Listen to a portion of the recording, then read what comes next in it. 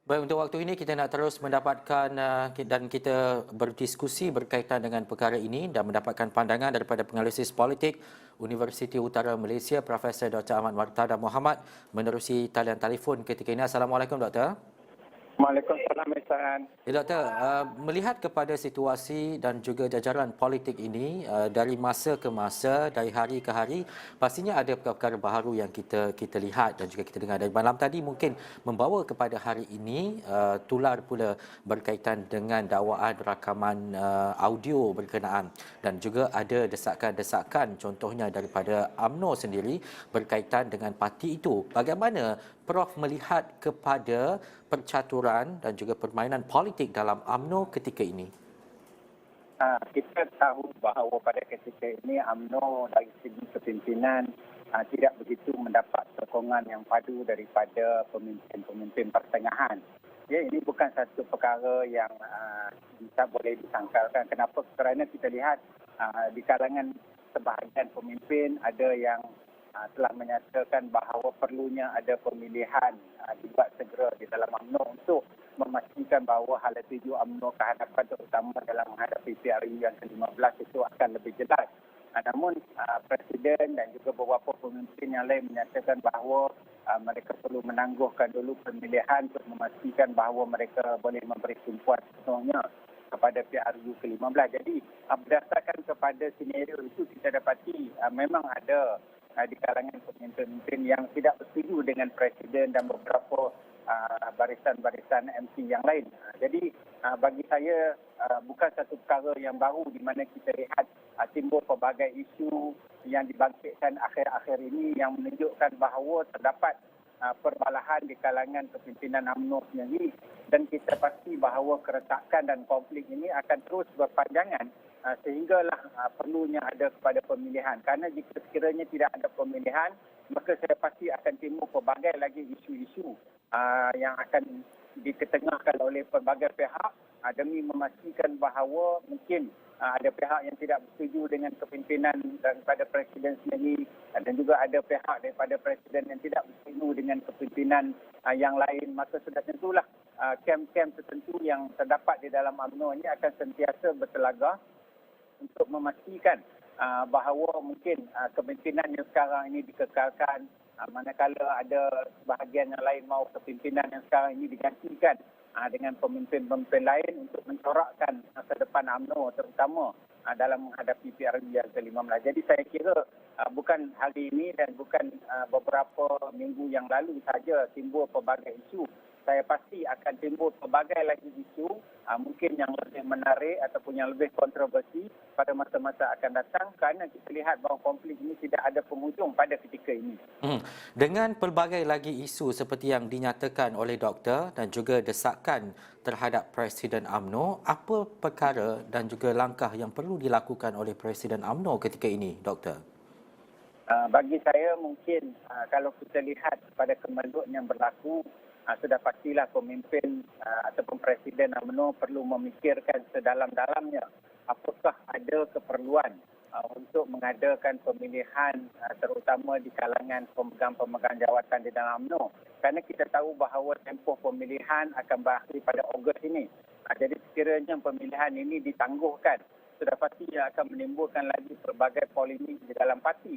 Dan saya kira kepimpinan tertinggi UMNO terutamanya perlu memperhalusi perkara ini kerana desakan untuk mengadakan pemilihan ini bukan satu perkara yang kecil kerana ia datang di kalangan juga pemimpin-pemimpin UMNO dan juga di kalangan pemimpin pertengahan dan juga di kalangan grassroots ini kerana mereka mahukan mandat yang lebih jelas supaya hala tuju UMNO itu akan lebih jelas dan yang pastinya ialah apakah ada kerjasama dan hala tuju yang lebih terancang terutama dalam membentuk kerjasama dengan Bersatu ataupun dengan parti-parti lain yang ada seperti mana yang kita tahu disebutkan kerjasama sesama PKR juga ada disebutkan, sesama DAP juga ada disebutkan.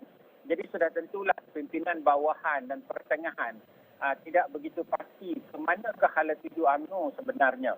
Jadi apabila ini berlaku, ia akan melemahkan parti itu sendiri. Dan kita tahu bahawa jika tidak ada kestabilan dalam parti, amat sukar untuk UMNO memastikan bahawa mereka boleh mencapai kemenangan yang lebih baik pada PRU yang akan datang. Jadi saya kira Presiden dan juga kepimpinan tertinggi perlu memikirkan perkara ini sedalam-dalamnya.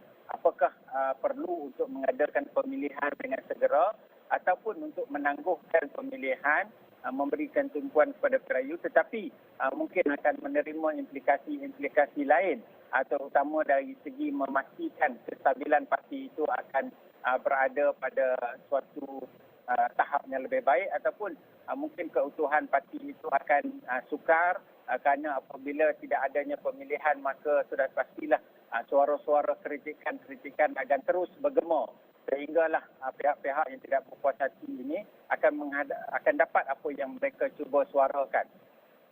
Doktor, apabila berlaku krisis dalam sesebuah parti, pastinya parti-parti lain mengambil ini sebagai satu peluang dan juga ruang, terutamanya dalam mengukuhkan parti masing-masing. Bagaimana doktor melihat kepada apa yang berlaku kepada UMNO ini memberi ruang dan juga peluang itu kepada parti-parti lain khususnya? Ya, sudah pastilah ini akan memberikan juga kesan, kerana kita lihat bahawa dalam muafakat nasional sendiri kita dapati PAS telah pun memeterai kerjasama secara rasmi dengan Bersatu untuk menghadapi PRU yang ke-15. Dan juga kita melihat bahawa Bersatu juga telah memberikan ruang untuk gabungan GPS di Sarawak untuk mengadakan pilihan raya negeri. Dan mereka telah menyatakan dengan jelas bahawa mereka tidak akan bertanding pada masa akan datang demi memastikan bahawa sokongan yang berterusan itu datang daripada GPS di Sarawak. Dan dalam konteks UMNO, saya melihat bahawa sudah tentulah apabila keretakan dalaman dalam parti itu berlaku, maka ia akan menyebabkan rakan-rakan mereka, bukan sahaja PAS, bahkan juga UMNO, bahkan juga kita melihat bahawa MIC dan MCA telah pun mengeluarkan kenyataan seolah-olah mereka tidak ingin bersama lagi dengan UMNO dalam gagasan Barisan Nasional. Jadi beberapa perkara-perkara yang kita lihat timbul dan kenyataan-kenyataan dibuat seolah-olah seperti mana MIC lebih cenderung untuk bekerjasama dengan Bersatu ataupun PN. Juga MCA, kita juga lihat pemimpin-pemimpin tertinggi mereka banyak tidak berpuas hati dengan kenyataan dan juga hala tuju UMNO itu sendiri. Jadi dalam gagasan Barisan Nasional pun kita melihat bahawa apabila UMNO sebagai tunjang kepada Barisan Nasional tidak lagi begitu kukuh dan stabil, maka ia akan memberikan kesan dan tekanan kepada rakan-rakan parti dalam gabungan tersebut, sehingga mungkin menyebabkan rakan-rakan parti dalam gabungan itu akan cuba mencari hala tuju masing-masing. Jadi inilah kesan dan implikasi apabila sesebuah parti yang dominan, yang besar, yang sebelum ini sangat kuat seperti UMNO, tidak lagi berupaya untuk memastikan kestabilan dalam parti dan memastikan bahawa mereka mampu untuk bergerak bersama-sama dalam satu wadah perjuangan seperti mana yang berlaku sebelum ini. Jadi saya melihat bahawa keretakan dalam UMNO ini bukan satu perkara yang baru, dan jika ianya tidak diberikan perhatian yang sewajarnya, saya kira pastilah keretakan ini akan menjadi lebih besar. Dan kita lihat suara-suara kritikan bukan sahaja datang daripada luar pada ketika ini, bahkan kritikan itu datang daripada dalaman parti sendiri. Dan sebab itu kita lihat pemimpin tertinggi sendiri menyatakan bahawa sekarang ini banyak pemimpin-pemimpin UMNO dalam parti sendiri yang menyerang parti itu sendiri. Jadi saya kira usaha untuk menstabilkan parti memerlukan satu strategi yang lebih pantas untuk memastikan bahawa jika sekiranya konflik ini dibiarkan, maka saya kira UMNO pasti akan sukar untuk menghadapi PRU, apatah lagi jika mereka tidak dapat bekerjasama seperti mana yang telah mereka nyatakan sebelum ini untuk menghentikan kerjasama dengan Bersatu sehingga Ogos, ataupun dengan parti-parti yang lain. Jadi saya kira banyak kesannya jika UMNO tidak berada pada satu landasan yang stabil.